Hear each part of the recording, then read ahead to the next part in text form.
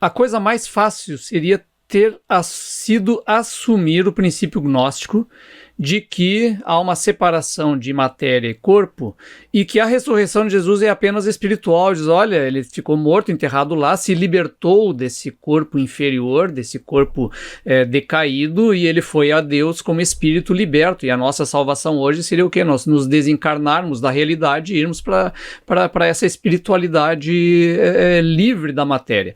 E seria a pregação mais fácil do cristianismo, seria essa. Mas não, a insistência desde o início, é por isso que a importância da questão da verdade não, cara, o problema a questão é que ele ressuscitou em carne, o corpo tem valor. Começa agora o BTcast, Teologia é nosso esporte. Muito bem, começa mais um BTcast, de número 570. Eu sou o Rodrigo Bibo e João está escrevendo um novo Gênesis, será? Olha só. Não o novo Gênesis, mas... O novo Gênesis e o Evangelho, né? Aqui, entendeu? E eu sou Vitor Fontana. E logo eu lembro qual que era a minha entrada.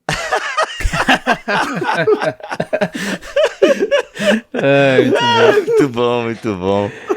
Aqui fala André Heinck, no princípio era o verbo estava com Deus e o verbo era Deus. E essa é a melhor entrada em cena de toda a história bíblica. Olha aí, estamos aqui com André Heinck e Vitor Fontana e André Heinck para darmos continuidade, ou melhor, para encerrarmos aí esses 3 BTcasts que está pautado neste livro aqui, lançamento da Thomas Nelson Brasil, o Novo Testamento em seu mundo, de N.T. Wright e Michael Bird. Inclusive o Vitor tem até toda a iluminação da sala homenageando a capa do livro, né?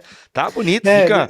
Eu fiz as primeiras iluminações em laranja em homenagem ao Bibotalk. Exato. E agora em homenagem à capa do livro. Aí. Muito bom. Galera, livraço, aquela introdução ao Novo Testamento que você estava pedindo, aquela teologia do Novo Testamento que você está pedindo, está aqui nesta obra do N.T. Wright e de Michael Bird, lançamento da Thomas Nelson Brasil, que está com descontão, galera, até o dia 20 de setembro de 2024, desde que você use o link e o cupom que está aqui. Põe na tela aí, Jenny, por gentileza, ó, essas 3 obras estão com 35% de desconto no site da Thomas Nelson. Tá bom? E se você usar o cupom BIBOTALK35, se não me falha a memória, é o cupom que tá aparecendo na imagem aí e vai estar na descrição do episódio. Você tem 35% de desconto e frete grátis para todo o território nacional. Se você está vendo este episódio depois que passou a promoção, vai no nosso link da Amazon, procura lá, porque sempre tem promoção na Amazon também e vale demais você adquirir esta obra. E hoje, meus amigos, a gente vai fazer basicamente um episódio da série Aliança, né? A gente termina aí esse trio de podcasts focados nessa obra e hoje a gente fala um pouquinho do Evangelho de João. Aqui a gente já fala um pouco do livro e já traz também a nossa série Aliança, aquela série em que a gente faz uma pequena introdução aos livros da Bíblia e hoje vamos falar um pouquinho do Evangelho de João. Tá triste, André? Cabisbaixo, cansado? Rapaz, fez uma postura agora assim de tipo, parece que eu acabei de entregar um livro pro Bibo ontem. Eu acabei de entregar e tô pensando no próximo já. Sensacional, senhoras e senhores, aguardem André Daniel Heinck em dose dupla ano que vem pela Thomas Nelson, né? Um livro independente, próprio de uma pesquisa sua, e vai participar da coleção Teologia para Todos com um tema sensacional. Ele me entregou ontem o livro, por isso que tá cansado, né? O cara escreve de madrugada, aí acontece isso. Mas vamos lá, e o Vitor Fontana tá ali já vendo os melhores excertos e sacadas de N.T. Wright para falarmos sobre o Evangelho de João. Galera, vamos lá. Já temos aqui episódios sobre os sinóticos, sobre Mateus, Marcos, Lucas, e agora a gente faz esse episódio de João. Mas eu queria entender por que o Evangelho de João é diferente. Tanto que existe uma categoria para 3 evangelhos, que é chamada de evangelhos sinóticos, né? Visto aí na mesma perspectiva. E João parece ter uma perspectiva diferente, porque o Evangelho de João é diferentão, por assim dizer, ainda que fale sobre Jesus. Bom, você tem desafios cronológicos aí, né? Ele vem depois dos outros 3, então as circunstâncias mudaram no primeiro século, quando o Evangelho de João aparece, então Esse é um dos motivos principais.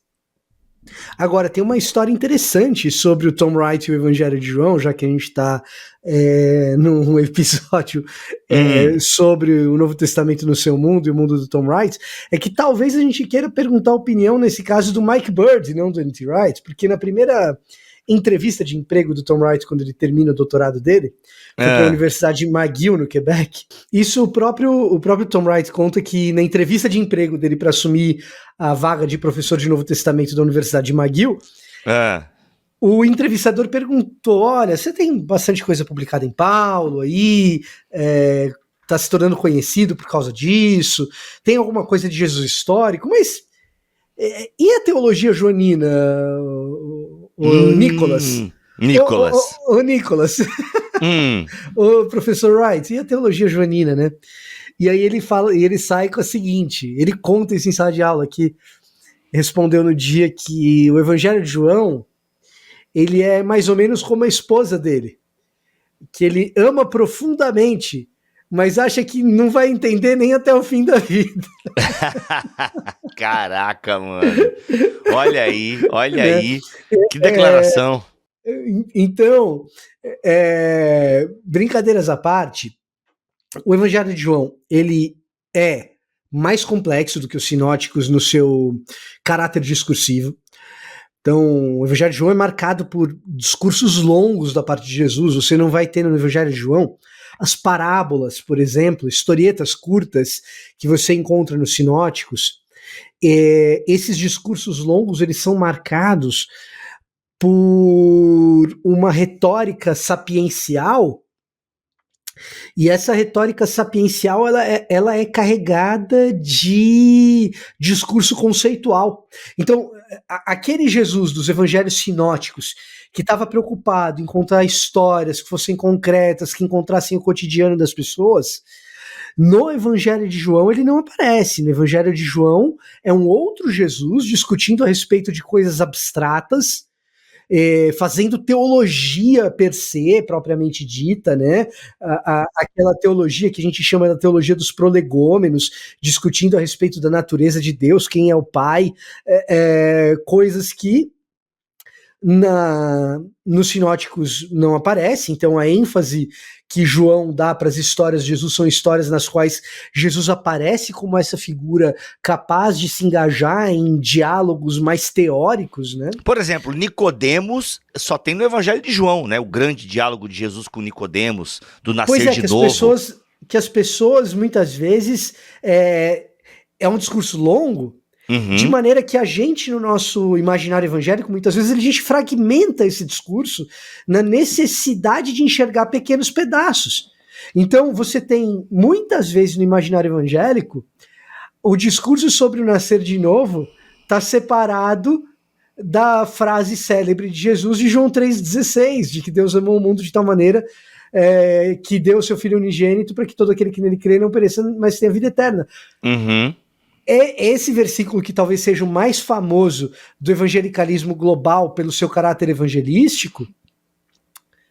Ele é muitas vezes povoado no nosso imaginário como um versículo solto, mas que na verdade faz parte desse discurso diante de Nicodemos do nascer de novo, que na verdade é nascer do alto, que frustra as expectativas de Nicodemos e que por sua vez mostra um Jesus elevado numa estaca tal qual a serpente que Moisés levantou. Caramba! É também parte desse discurso de Jesus diante de Nicodemos um outro fragmento que no imaginário evangélico às vezes a gente vê fragmentado e separado de tudo, que é a frase de Jesus a respeito do Espírito que sopra onde quer. Tudo isso faz parte do mesmo discurso lá no capítulo 3 de João. Né? E a gente, às vezes, no imaginário evangélico, vê essas coisas de modo fragmentado. João está relatando para a gente um discurso só de Jesus que é carregado de tudo isso. É carregado da figura do nascer de novo, da figura do nascer do alto, que só pode vir da parte de Jesus, da ideia de que Jesus tem que morrer e tem que morrer numa estaca, da frustração messiânica de um fariseu como Nicodemos, que esperaria que o Messias não fosse morto e será assassinado, da ideia de um espírito que frustra de fato os planos humanos e por isso sopra onde quer, e de um Deus amoroso o suficiente para amar o mundo e trazer restauração cosmológica para esse mundo e dar a nós uma mensagem evangelística. Tudo isso está comprimido num discurso só. E assim, mano, as parábolas, elas são muito marcantes, né? Quando você pensa muito em Jesus, e as parábolas são realmente um ensinamento de Jesus, um gênero literário que a gente tem livros e livros escritos e toda uma disputa interpretativa, e simplesmente no Evangelho de João a gente não tem parábolas. E aí tem uma outra dimensão dessa história de não ter parábola, Bibo, que é o seguinte, nem sempre parábola é isso que eu vou dizer, mas é sempre bom trazer à memória, quando a gente fala de parábola, a hermenêutica do Joachim Jeremias, teólogo alemão importante do século XX, de dizer que parábolas têm como objetivo estabelecer um ponto central. Não são todas que são assim. O Joachim Jeremias não estava 100% certo nessa afirmação. Mas uma boa parte delas é assim, e é isso que leva o Joachim Jeremias a formular essa hermenêutica para a interpretação de parábola. E olha a diferença. Enquanto a parábola está querendo fazer um ponto de maneira geral, aqui a gente tem discursos, cara, que são carregados de um monte de conteúdo. Você pega o discurso com Nicodemos, você pega o discurso diante dos fariseus no capítulo 8, você pega o discurso diante da mulher samaritana e o diálogo com ela, que é super teológico, no capítulo 4. Nossa! Você pega a oração sacerdotal no capítulo 17, que é carregada de um monte de conceitos abstratos, teóricos, difíceis. João 15, né? Velho. João 15 é pesado. E aí fica aqui um pouquinho da minha provocação, que eu queria trazer com essa declaração inicial do Tom Wright, quando ele estava na sua primeira entrevista de emprego. Pô, cara, será que a gente deveria indicar o Evangelho de João como a primeira coisa para a pessoa ler? Ele é um pouco mais complicado do que geralmente a gente assume, sabe? Pode começar por ele, não tô, mas será que é a melhor opção? Melhor porta de entrada, né? A gente tem isso como clichê, né? Não, indica o Evangelho de João. Ele é bom para você fazer apologética anticatólica, isso ele é bom. E talvez seja por isso que muita gente gosta de indicá-lo no meio evangélico. Mas, mas será, cara, que... Peraí, gente, no final deste episódio o Vitor vai explicar o porquê que ele acabou de fazer essa afirmação, tá? Você vai aguardar o final desse episódio e o Vitor vai responder, afinal, por que o Evangelho de João ele é bom para apologética anticatólica, você disse, é isso? Para quem está interessado em fazer uma apologética anticatólica, o Evangelho de João parece servir a esse tipo de propósito, dependendo da interpretação. Isso aí deixa para o final do episódio. André, isso aí, o Vitor explica isso aí porque eu não sou anticatólico. A princípio nem eu, tá? Minhas considerações iniciais, o Evangelho de João, eu gosto assim sempre de pensar nele como o texto escrito por um idoso que está lembrando com saudades do tempo que ele era adolescente e andava com Jesus. Então, claro, o próprio N.T. Wright traz a discussão, quem é esse autor do Evangelho de João? É o João, filho de Zebedeu? É João o presbítero? Então, mas de qualquer maneira ele continua, né, dentro da ideia de que é alguém que foi discípulo de Jesus e conheceu Jesus em Jerusalém e teve relacionamento com ele lá. Então, então eu tenho a minha sensação quando eu leio esse texto daquele idoso assim que está escrevendo daqueles tempos, e mais, né, é alguém que já leu os outros evangelhos, e quando ele lê os sinóticos ou alguma coisa deles, né, sei lá, ele deve ter tido essa impressão, assim, olha, Jesus era tudo isso que eles falaram, mas aqui é muita correria isso aqui, sabe? O Jesus dos sinóticos parece Velozes e Furiosos, sabe? Tá pregando aqui, sai pra lá, cura um cara lá, multiplica a comida, fala, não sei o quê. É um cara que não dorme, um cara que tá o tempo todo na correria.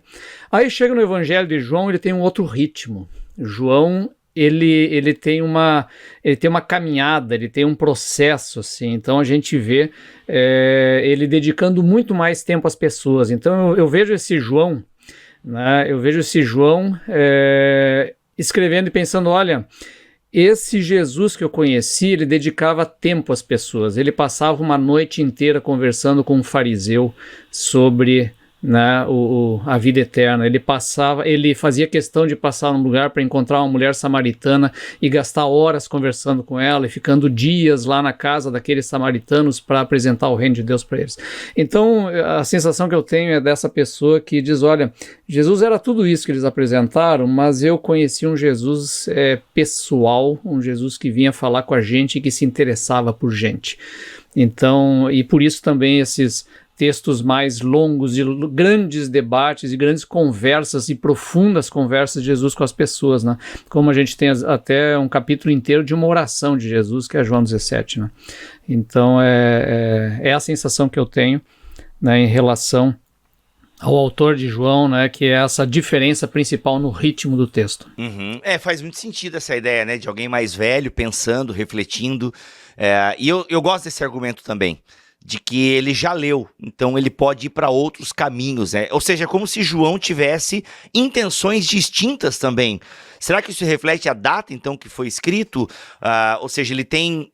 aí a gente fala de duas questões, né? As intenções do Evangelho de João, que o André já toca num ponto, né? Pode ser, ou seja, as memórias de um ancião, talvez assim, já viu seus amigos partirem, já soube de notícias dos seus amigos que partiram, ou não, pode ser que seja algo não tão ancião assim. Enfim, como é que o N.T. Wright desenha essa ideia de as intencionalidades de João e até mesmo a data, né? Porque às vezes a data influencia na intencionalidade, né? Por onde o Tom Wright caminha. Isso é um negócio interessante, porque durante muito tempo no século XX, a autoria joanina do Evangelho de João foi muito questionada, e o Tom Wright caminha numa direção oposta aqui, né? Então, frequentemente, quando você vai pegar a literatura técnica, principalmente do século XX, você vai pegar o Raymond Brown, por exemplo, que é talvez um dos grandes... talvez não, né? Ele é um dos grandes teólogos joaninos do século XX. Não, cara, isso daqui é uma obra da comunidade joanina, a comunidade do discípulo amado, como ele mesmo gostava de chamar, né? E o Tom Wright vai numa outra direção. O Tom Wright ele vai situar a redação do Evangelho de João no final do primeiro século mesmo. Não há razões para não crer que o Evangelho de João não tenha sido escrito na era de Domiciano ou de Trajano, algo mais ou menos assim. Ou seja, então, mas peraí, final do primeiro século, o Evangelho de João, que é geralmente onde a gente coloca o Apocalipse também. Então, para o N.T. Wright, são dois autores distintos? Então, para muita gente são, né? Uhum. Dois autores distintos. Essa não é uma questão do Tom Wright, né? Uhum. O João de Apocalipse muitas vezes é tido como João o profeta, diferente de João o discípulo amado, né? Agora, o que para mim é muito claro, seja para o Tom Wright ou para a maioria dos teólogos joaninos, teólogos dispostos a lidar com teologia joanina hoje em dia, é que existe um bloco de literatura joanina com temas em comum e existe intercâmbio entre Evangelho de João, Apocalipse e as 3 epístolas, tá? Intercâmbio temático, são coisas que são comuns aos 5 livros.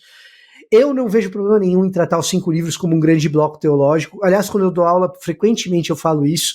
Se você quer entender o Novo Testamento em 3 grandes blocos teológicos, isso vai facilitar a cronologia da redação do Novo Testamento para você, que começa com a teologia paulina, passa pela teologia sinótica e termina com a teologia joanina. Caramba, olha só. Uhum.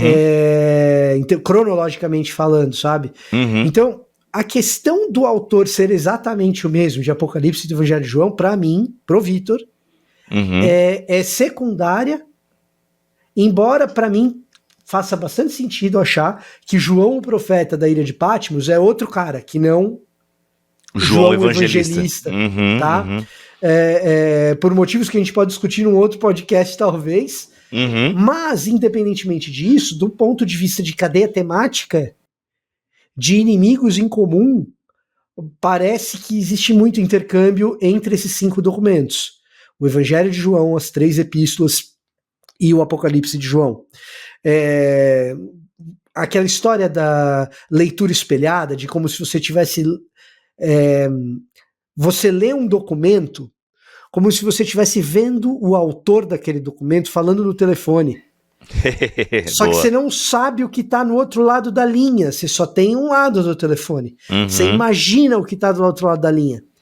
Nesse exercício de leitura espelhada, imaginação do que está do outro lado da linha, se você fizer isso no Evangelho de João, nas 3 epístolas e em Apocalipse, cara, você vai encontrar secessionismo e docetismo nas 5, entendeu? Qual que é a primeira palavra que tu falou? Os caras que estão tentando dividir, secessionistas. Se quiser decorar essa palavra com mais facilidade, basta lembrar da Guerra da Secessão nos Estados Unidos, que eram os caras que estavam querendo dividir os estados, né? Agora ficou mais fácil, tá, Bibo?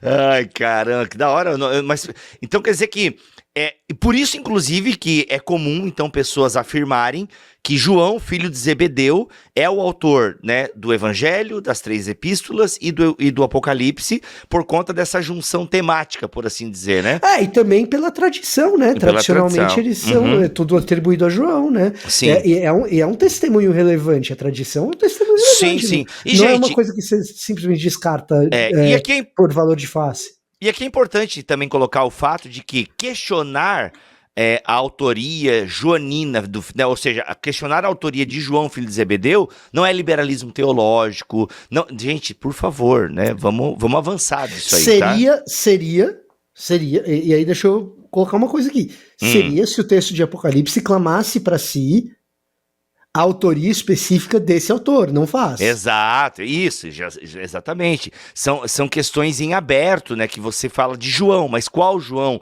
Tem possibilidades dentro do próprio texto bíblico, então é uma discussão válida que inclusive o N.T. Wright gasta aí umas 2 páginas discutindo a autoria de João, e ele chega então a essa conclusão e diferencia, né, o autor do Evangelho do autor do livro de Apocalipse. E, gente, tá tudo bem, são discussões acadêmicas e tal. Por isso às vezes... Eu pessoalmente também não tenho dificuldade nenhuma até com a ideia de escola joanina, sabe? A gente está falando de comunidades que você tem esse nome referencial do passado, que pode ser o João, filho de Zebedeu, pode ser João presbítero, são pessoas que são autoridades dentro da igreja. E eles terem um grupo de discípulos ao redor deles que estão ajudando eles a compor um texto, cara, qual é o estresse com isso, sabe? Exato. Então tem coisas que às vezes eu fico pensando assim, cara, por que isso tem que ser um problema tão grande em algumas comunidades, sabe? A gente não tá partindo, quer dizer, alguns até estão, né, partindo do princípio que tu tem que ter o santo que recebe a revelação direta, né, de Deus, né?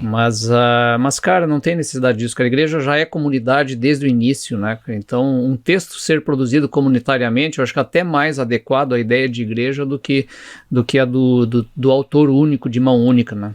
Além do testemunho de autoria múltipla, absolutamente frequente no mundo antigo, né? A ideia de autoria múltipla não é estranha ao mundo antigo, ela é absolutamente frequente e comum.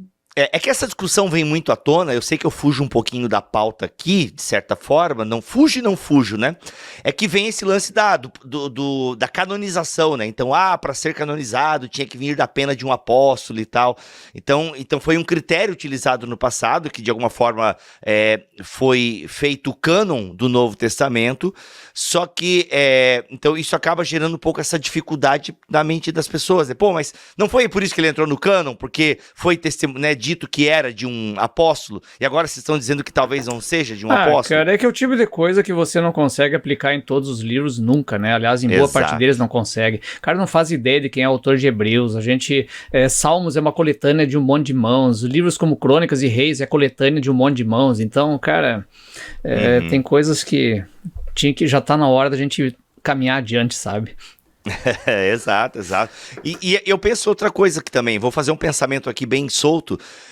Ok, eu acho que pode ter sido, essa tradição pode ter sido boa para ajudar a igreja, né, a aceitar ali os livros, para formar, até para você lutar contra as heresias, enfim, e escolher um grupo de livros que seriam a base, né, do cristianismo e tal. Acho que isso é válido.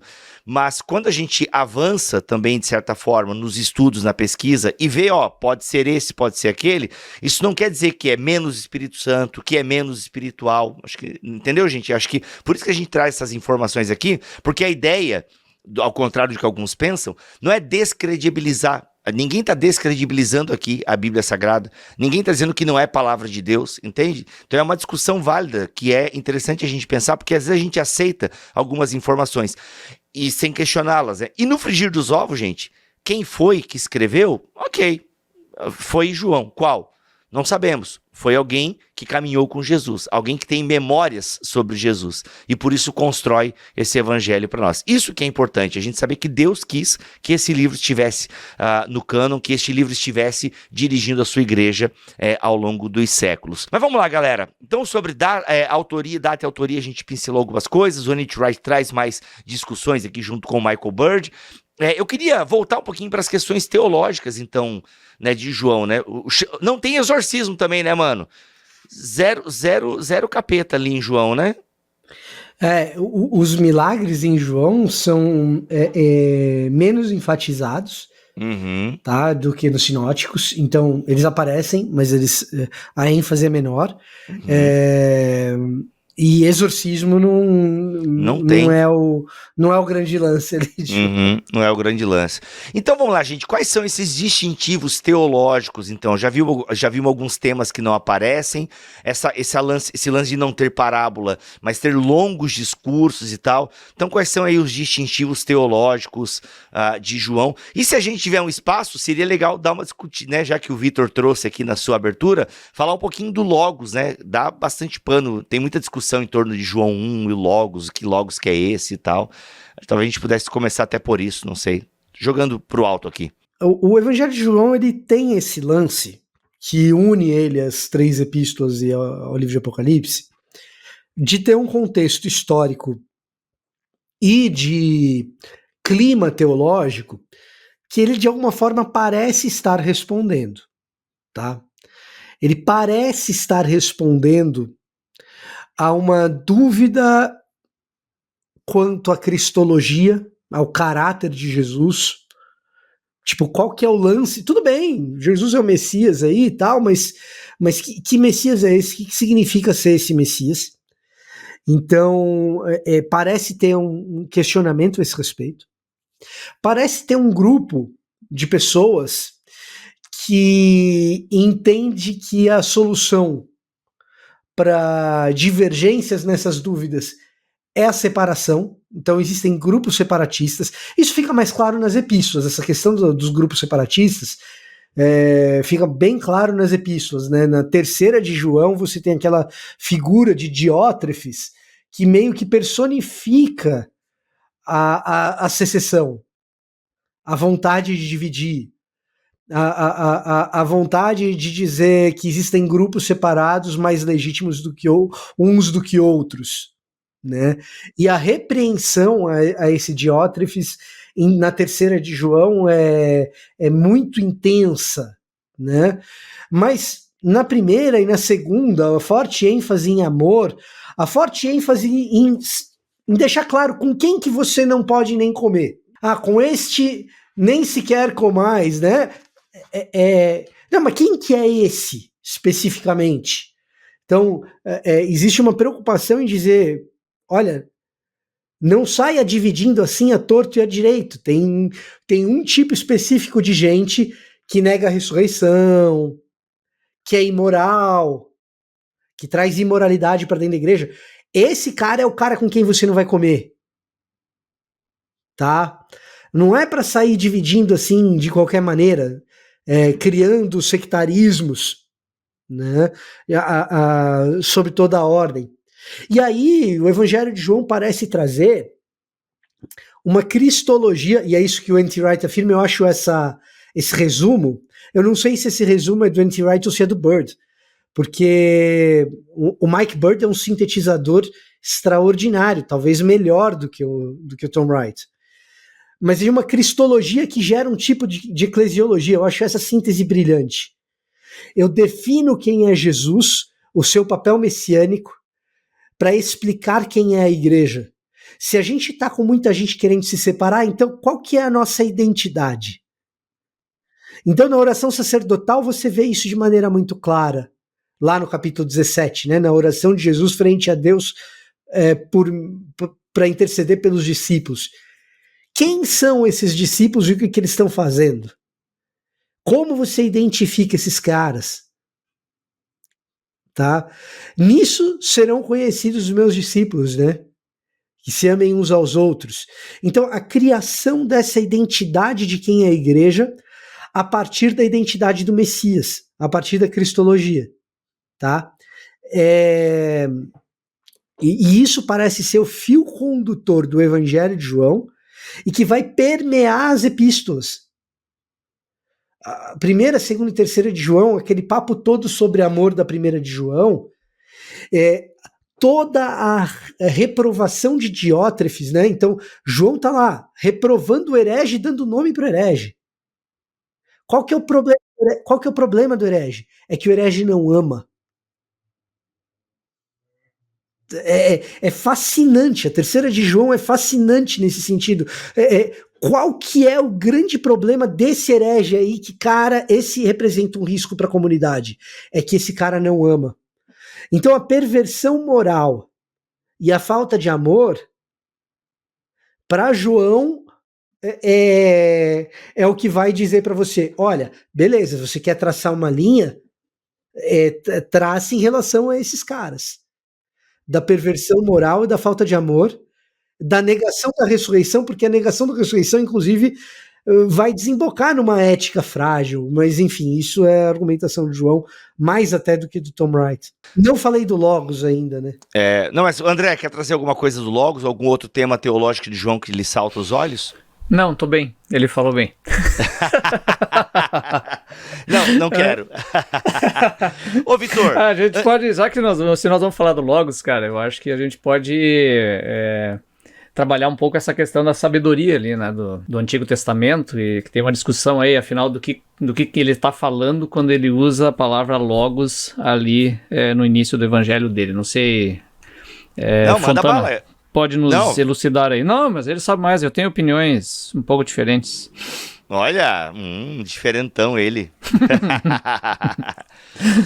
Não, a questão toda, assim, que às vezes se argumenta muito, né, que esse início de João, o livro de João, ele é um livro basicamente judaico, dentro de uma tradição judaica e falando com judeus. E aí seria especificamente a sabedoria do Antigo Testamento que está em foco ali.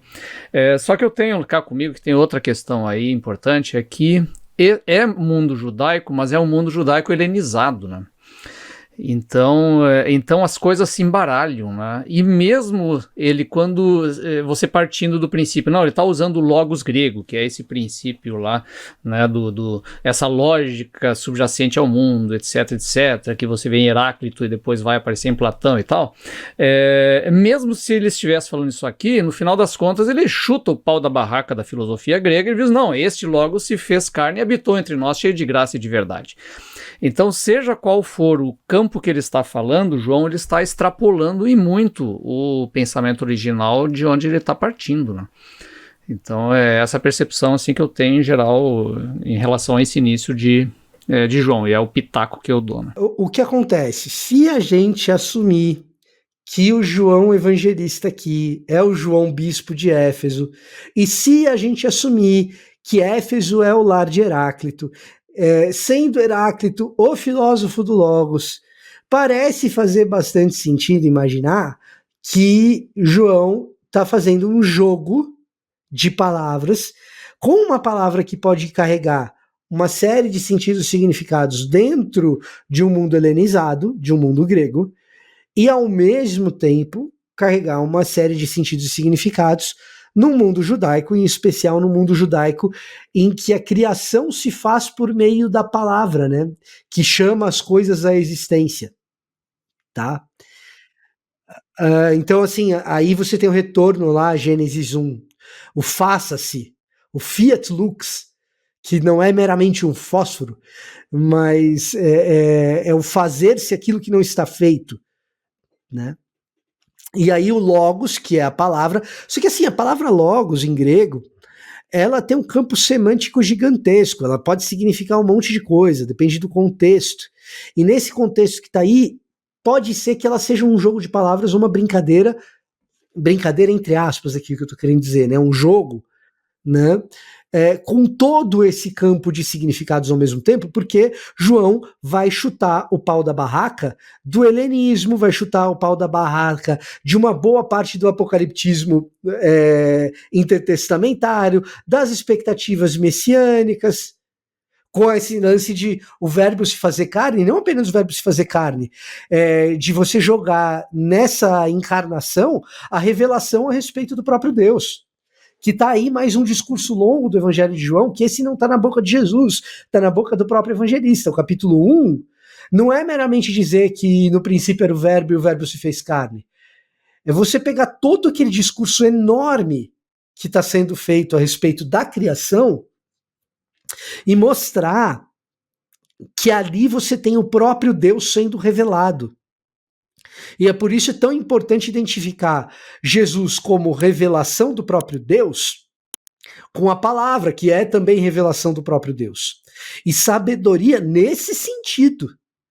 Não é sabedoria no sentido de literatura sapiencial.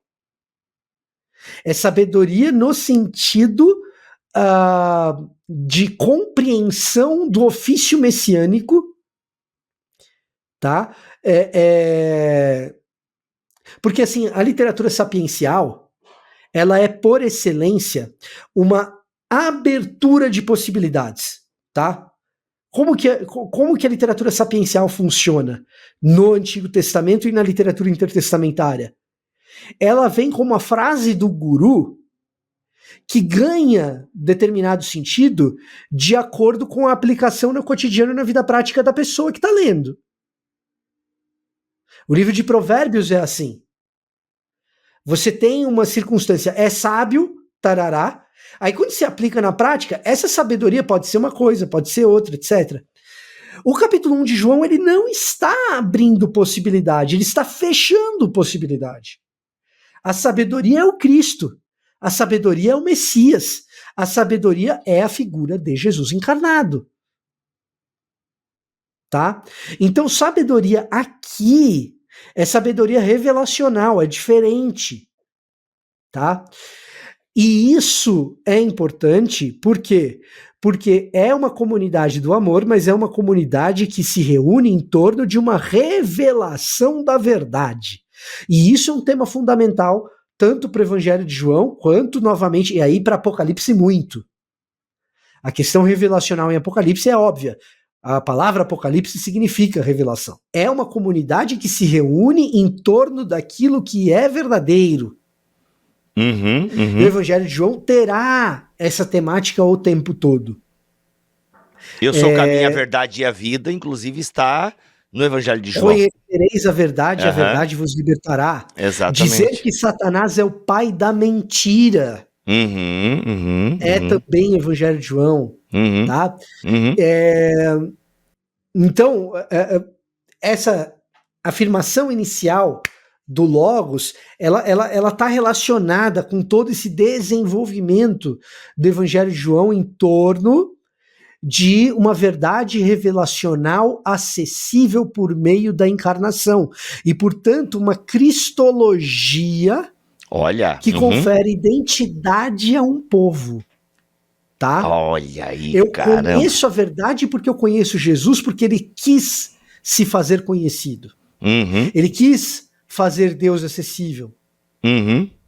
Tá? Então, quando o livro aqui, o Novo Testamento no Seu Mundo, ele traz essa ideia de uma cristologia que gera uma eclesiologia, é disso que a gente está falando. Tem esse lance que ele coloca aqui, Vitor, na página... Oh, cadê a página? Sumiu a página. Agora, dito isso, pode muito bem ser o caso que, de fato, João esteja brincando, usando o pano de fundo na cabeça do seu leitor helenístico, de dizer assim, olha, existe um princípio regulamentador de toda a criação, de todo o universo.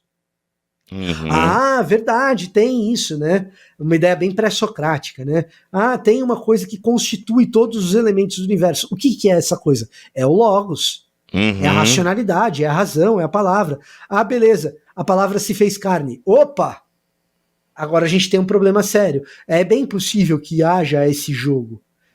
Agora, se houver, não muda o fato de que João aqui claramente parece estar combatendo uma ideia de um Deus que é parcialmente acessível apenas, talvez num combate a um proto-gnosticismo, quem sabe, e certamente combatendo a ideia de um Jesus que é apenas uma aparição, né? Olha só, eu vou ler um treco aqui do N.T. Wright na página 638. Olha só o que diz aqui, ó. Cara, esses são 2 parágrafos incríveis aqui. Ele tá falando sobre esse lance no princípio, né? Até o lance que é como se João estivesse fazendo um novo Gênesis, né? Quando você lê João 1, tem um reflexo direto ali, espelhado com Gênesis 1.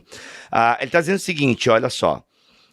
Além disso, se João dá a entender que o seu prólogo está anunciando uma nova versão de Gênesis 1, então o equivalente ao clímax desse grande capítulo, a criação dos seres humanos à sua imagem divina, é precisamente quando a palavra se fez carne, quando o Logos se fez carne. A passagem de João 1,14 corresponde a Gênesis 1, 26, 28. Aí aqui essa frase eu achei linda do N.T. Wright, ou do Bird. Aquele por quem o mundo foi feito acabou se tornando aquele mediante o qual o mundo é resgatado e recriado. Cara, isso aqui é de uma beleza. Nossa, maravilhoso. Esse tema flui por todo o evangelho, chegando ao seu ápice em João 19,5, quando Pilatos declara, eis o homem. Olha aí, que é o link com o que você estava falando. Né? Então não é esse lance só de Deus andando sobre a terra, né? Como ele faz até uma pequena crítica ao Caseman ali, né? O Ernest Caseman. João não é só uma... Até a gente falou no primeiro episódio, essa cristologia do alto e tal. Não. A humanidade de Jesus está bem presente também no Evangelho de João, né? Essa questão que você comentou, né, dessa cristologia em que Jesus aparece como aquele que criou o mundo e depois aquele que redimiu o mundo, é muito legal porque ela aparece no restante, né, desse corpo que a gente atribui a João aí, principalmente no Apocalipse, né? Então, no Apocalipse isso aparece muito claramente essa adoração, né, aquele que está sentado no trono pela criação do mundo, mas em seguida você tem uma adoração muito grande ao Cordeiro pela redenção do mundo, né?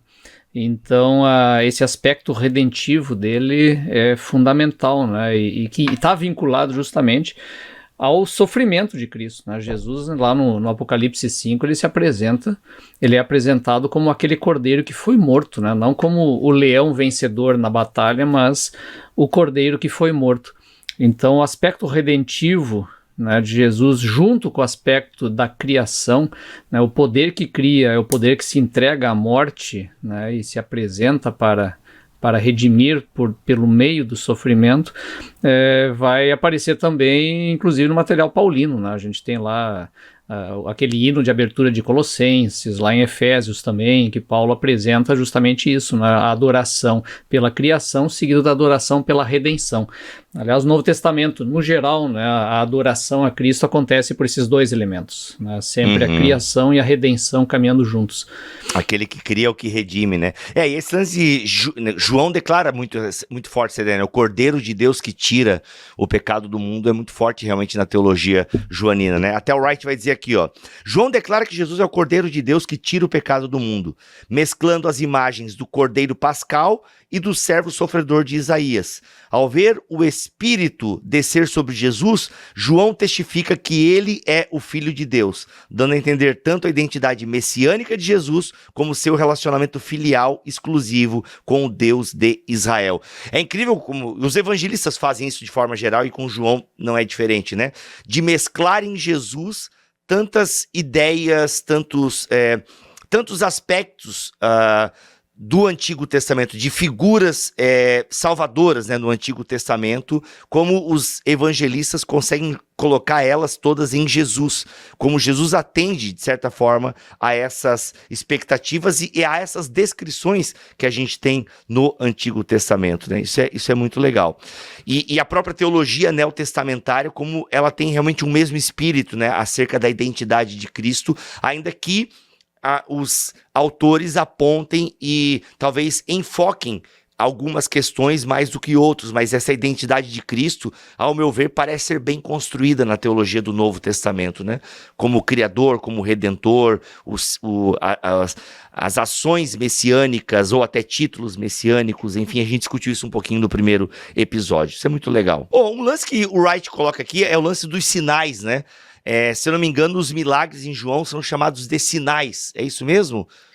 Eles têm o propósito de trazer a pessoa à crença, né? Exato. Então, quando você fala de... Isso é um negócio curioso. Enquanto o milagre no sinótico, ele muitas vezes aparece como uma espécie de ligação com as figuras messiânicas do Antigo Testamento, né? Uma releitura das figuras do Antigo Testamento como figuras messiânicas que antecipam Jesus. Do que eu estou falando? Estou falando da multiplicação de pães e peixes e a sua identificação com o maná, por exemplo, tá? Que é o tipo da coisa que nos sinóticos você vê com alguma frequência. Jesus operando um milagre, e isso tem uma ligação com o seu caráter messiânico, né? Acalmando a tempestade. Quem que acalma a tempestade? Quem acalma a tempestade é Baal, entendeu? Ou é Yahweh, né? Então, enquanto nos sinóticos você vê esse tipo de relação, em João, os sinais e os milagres parecem muito mais um convite a uma decisão de fé ou a uma manutenção da fé. Um dos traços característicos desse esboço comunitário, quem somos? Somos uma comunidade do amor. Somos. Mas somos também uma comunidade da fidelidade, da obediência, da fé. Né? Fé, fidelidade, obediência do ponto de vista linguístico tá aí tudo mais ou menos na mesma raiz quando a gente fala no grego, né? Então, João ele traz esse trinômio, se você quiser, de veracidade, obediência e amor, ou veracidade, fidelidade e amor. Qual é a comunidade joanina? Qual que é a tal da comunidade que o Raymond Brown gosta de falar? É a comunidade que está alicerçada, ancorada na veracidade, no amor e na obediência. Né? E aí, pelo próprio conteúdo, você pega no contrapé o apologista que tenta brigar com essa questão da autoria, sabe? Eu queria voltar nessa questão da autoria, que eu acho que para isso talvez ela seja interessante. Porque existem os apologistas que vão tentar deslocar a redação do Evangelho de João, cronologicamente, do tempo de vida dos diferentes Joões que a gente possa atribuir o Evangelho, tá? Então, discípulo amado, ou profeta de Apocalipse, ou enfim. E aí o cara vai argumentar na direção, e aqui eu tô falando especificamente, por exemplo, do Bart Ehrman, tá? Que ele vai falar, cara, isso daí são documentos forjados pelo cristianismo no segundo século, tá? Então, assim, não é como se não existisse esse tipo de gente, tá? Essas pessoas existem. Esse tipo de argumentação é feita. Também é importante dizer isso. E aí, quando tu olha para o conteúdo de João e essa ênfase monumental sobre fidelidade, obediência e veracidade, é muito difícil se acreditar que produtores de algo forjado seriam tão cara de pau de ser tão enfáticos nesse tipo de conteúdo. E dizer o seguinte, olha, o que confere a nossa identidade é isso. Aí alguém vai dizer, tu não conhece discurso político então, né, Vitor? Discurso político é muito carregado desse tipo de coisa. Né? Mas, cara, aqui não é mero discurso político, cara, ela é uma retórica poética, é uma outra parada, sabe? Então, é muito difícil de acreditar que isso daqui fosse um documento que quisesse fazer crer que pertencia a uma comunidade, mas na verdade pertencia a outra, sabe? Já que veracidade é algo tão importante, né, para quem produziu e deu o toque cara, final. identidade central é veracidade e obediência a essa veracidade. E os sinais, cara, eles têm como finalidade um convite a essa fé obediente, que a gente pode chamar de fidelidade. Sem falar que é uma fé num absurdo, né? Que é que o cara ressuscitou. Porque, cara, esses dias eu tava até comentando com o pessoal, dizendo o seguinte, que a coisa mais fácil seria ter sido assumir o princípio gnóstico de que há uma separação de matéria e corpo e que a ressurreição de Jesus é apenas espiritual. Diz, olha, ele ficou morto, enterrado lá, se libertou desse corpo inferior, desse corpo decaído, e ele foi a Deus como espírito liberto. E a nossa salvação hoje seria o quê? Nós nos desencarnarmos da realidade e irmos para essa espiritualidade livre da matéria. E seria a pregação mais fácil do cristianismo, seria essa. Mas não, a insistência desde o início, é por isso que a importância da questão da verdade não, cara, o problema a questão é que ele ressuscitou em carne, o corpo tem valor. Então, o caminho escolhido é o mais difícil de provar e de explicar. Esse que eu acho interessante. André, é muito legal o que tu falou, porque o Wright, inclusive, quando fala sobre ressurreição, né, um dos argumentos que ele usa, hoje em dia é um dos argumentos clássicos, assim, para falar da ressurreição, enfim, mas, cara, ouvindo tu falar agora, faria muito mais sentido, velho. Seria muito mais fácil, entendeu? Galera, é isso mesmo, ressuscitou em nossos corações. Tanto seria mais fácil que, tem um monte de gente que propõe isso. Né? Então, assim, o gnosticismo não foi uma coisa assim tão lado B, como às vezes as pessoas querem fazer parecer. Foi um movimento grande, cara. A gente até achava que ele era menor, mas aí a gente descobriu o Nag Hammadi, acabou a chance disso daí ser um treco pequeno. Sabe? Outra coisa, você tem variações dessa mesma ideia no corpo de outras heresias do primeiro, do segundo, do terceiro século. O docetismo é uma variação disso. Né? A ideia de Jesus ter aparecido apenas como aparição, apareceu como aparição, como fantasminha. Fantasminha. E cara, o espírito do docetismo, sem nenhuma pretensão de usar a palavra espírito aqui como se fosse algo sobrenatural, mas meramente como âmago, né? O âmago do docetismo sobreviveu, cara. O docetismo ele foi rejeitado pela igreja, mas tanto é um discurso mais fácil que a percepção de um Deus, de um Jesus que é Deus, mas não é humano. Cara, e isso sobreviveu na Idade Média, isso atravessou a Era Moderna, e isso a gente observa no chamado chão de igreja, o banco de igreja, até hoje. Você fala pro cara imitar Jesus, né? E aí o cara fala, não, mas é que eu fiz isso, não sei o que, assim, assado. Só não, mas cara, Jesus não faria isso, né? Aí o cara me mete, não, mas Jesus é Jesus, né? Ele é Deus. Cara, o que é essa ideia? É a ideia que Jesus nunca encarnou, mano. Ela tá lá, ela persiste. Ela é um carrapatinho difícil de você tirar, velho. Você percebe? E tanto corroborando o que o André disse. Porque é a saída mais fácil, cara. A saída mais fácil, cosmologicamente falando, no mundo helênico, é exatamente o que o André explicou. E é também a saída mais fácil do ponto de vista ético, porque aí eu não preciso ter um compromisso de obediência e de imitatio Dei. Percebe? É a saída mais fácil numa série de Cara, aspectos. Muito bom. E é muito teologia joanina, né? Essa ideia da carne, veio em carne. Negar que Jesus veio em carne é um problemão, né? Da teologia Negar joanina. A ressurreição. Negar a ressurreição. Ele retoma isso na primeira carta, né? Primeira carta de João, ele fala exatamente isso. Olha, aquilo que nossos olhos viram, que nossas mãos apalparam, eu cheirei o homem, sabe? Então essas coisas são importantes. E não por acaso. Por que eu tô fazendo questão de enfatizar essa questão do exemplo do cara que fala isso? Que, cara, primeiro porque você já deve ter ouvido, você que tá escutando esse podcast, já deve ter ouvido isso na tua vida de igreja, do cara chegar e falar, mas Jesus é Jesus, né, cara? É comum, é frequente. Primeiro eu tô falando. Segundo, porque João faz essa associação entre teologia e ética. João faz essa associação entre cristologia e comportamento.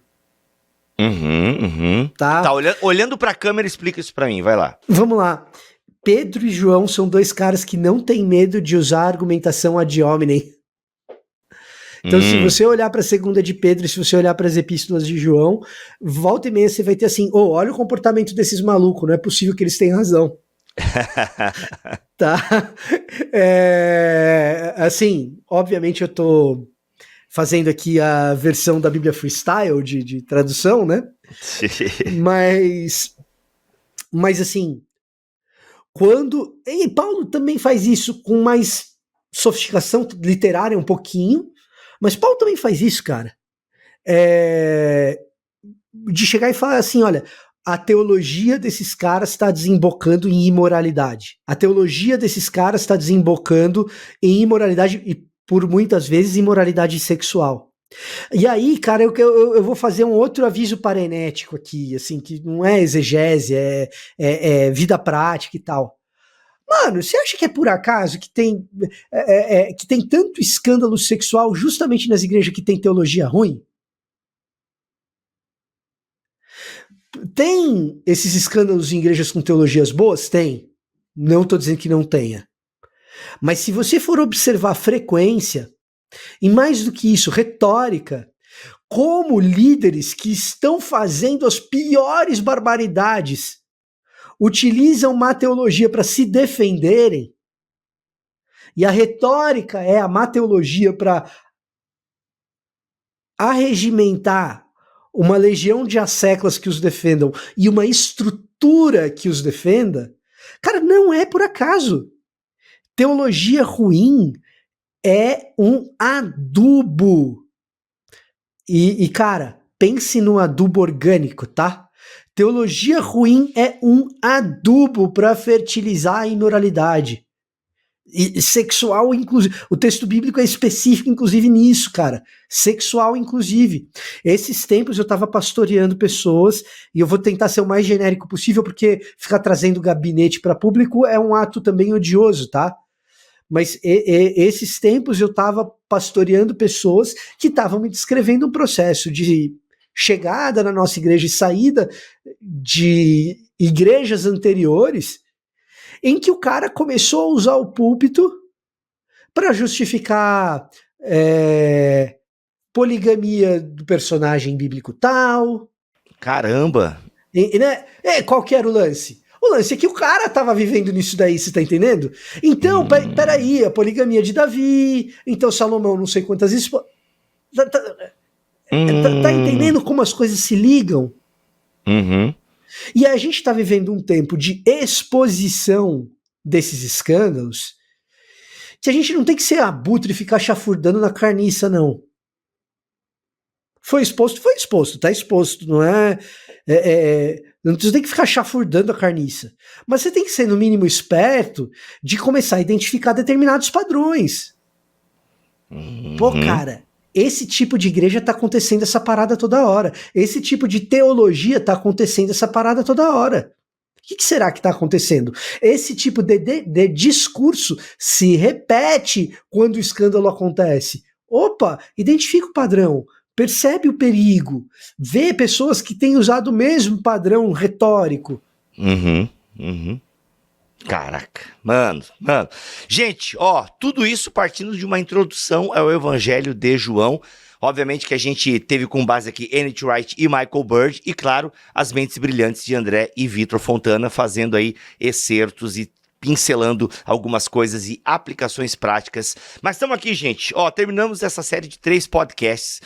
A gente só pincelou, tem todo um lance de Apocalipse aqui que é sensacional na visão do N.T. Wright e do Michael Bird. Então você tem aqui uma introdução ao Novo Testamento, você tem aqui uma teologia do Novo Testamento, numa obra que está muito bem diagramada, com imagens. Cara, eu amei o papel dessa obra aqui, amei o papel, porque não é couché, é um papel até parecido com o do teu Atlas, André, se não me falha a memória. É parecido, mas não é o mesmo. Não é o mesmo, né? Mas o meu é mais rústico um pouco, mas esse aqui é maravilhoso também. Vai comparar agora, vai. O teu é um pouco mais, mas assim, mano, que papel bom esse aqui, porque ele preserva a qualidade das imagens, ao ponto também que não brilha nos teus olhos e tal, uma diagramação incrível. Daquele detalhe, né? É o livro que você abre e ele fica na mesa, mesmo sendo grosso, entendeu? É um livro que, ele é bom, porque, ó, ele tá aberto nessa página aqui, ele vai ficar aberto aqui, ó.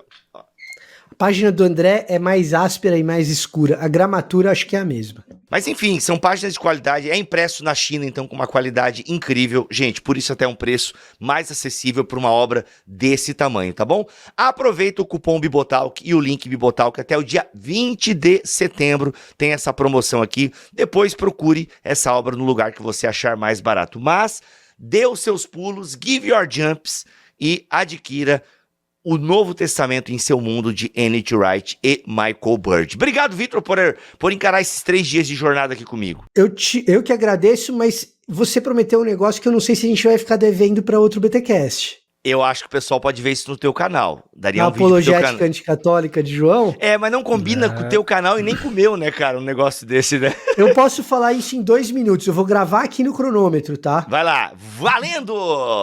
Cara, pra muita gente, o Evangelho de João acaba servindo para uma apologética anticatólica. Por quê?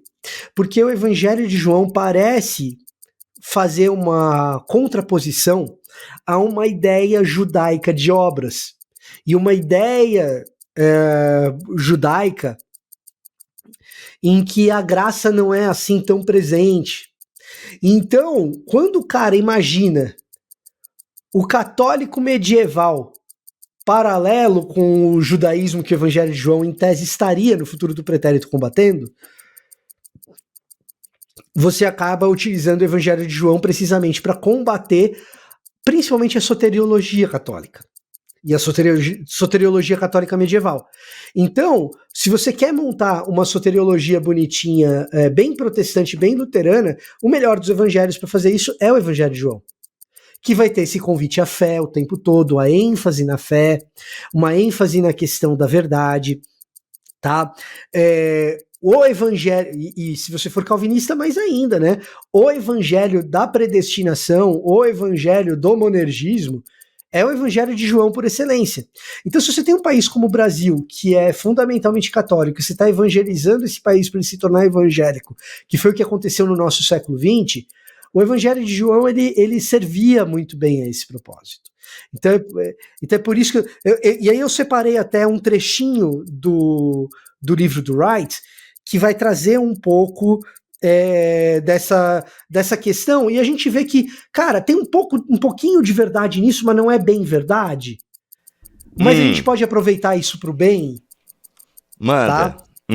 Portanto, o Evangelho de João é uma obra-prima da proclamação evangelística e da apologética entre os judeus, com uma profunda base nas escrituras de Israel. Então, você quer uma coisa que volta para a palavra e não para a tradição, é o Evangelho de João, tá? Na cabeça bem protestante do século XVI. Dando testemunho da identidade de Jesus como Messias divino e declarando que seus seguidores, tanto judeus como gentios, são herdeiros legítimos, monergismo, tá? Das promessas de Israel. Isso explica o destaque do evangelista em demonstrar que Jesus é o Messias, em quem a presença de Deus se fez carne e que é a ponte entre a terra e o céu, aquele que personifica graça, glória e verdade, cujas obras cumprem as palavras das Escrituras. E aí ele termina aqui, João afirma, a exemplo de Paulo, que o Evangelho de Jesus deve ser entendido segundo as Escrituras. Olha aí. Segundo as Escrituras. Sola Escritura, e aí você tem um jeito muito protestante de entender o Evangelho de João, às vezes exagerado, tá? Porque dizer que Jesus era segundo as Escrituras também é dizer que Jesus era segundo as tradições. Exato. Isso é importante ser dito, tá? Então, quando você for fazer apologética anticatólica, esteja preparado para esse contra-argumento, tá? Boa.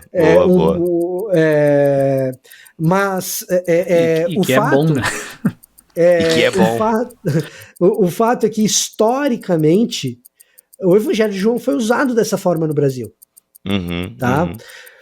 É a melhor leitura de João? Não, é um pedaço da leitura de João. A melhor leitura de João, acho que é esse todo complexo, com muitas facetas, com uma cristologia profunda, alta, mas também de baixo ao mesmo tempo.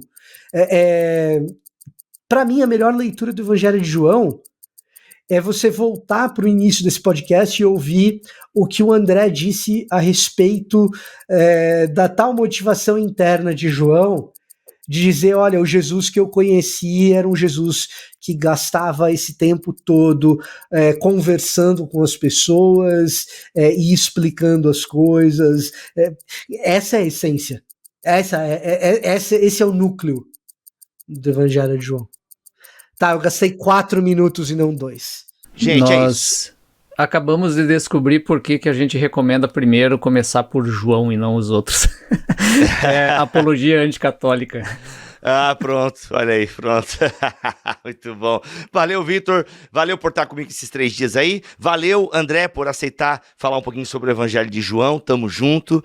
E galera, é isso. A obra tá recomendada e que Deus abençoe vocês. E sexta-feira tem BT Papo e toda terça-feira tem BT Cash. Deus abençoe todos vocês. Fiquem na paz do Senhor Jesus.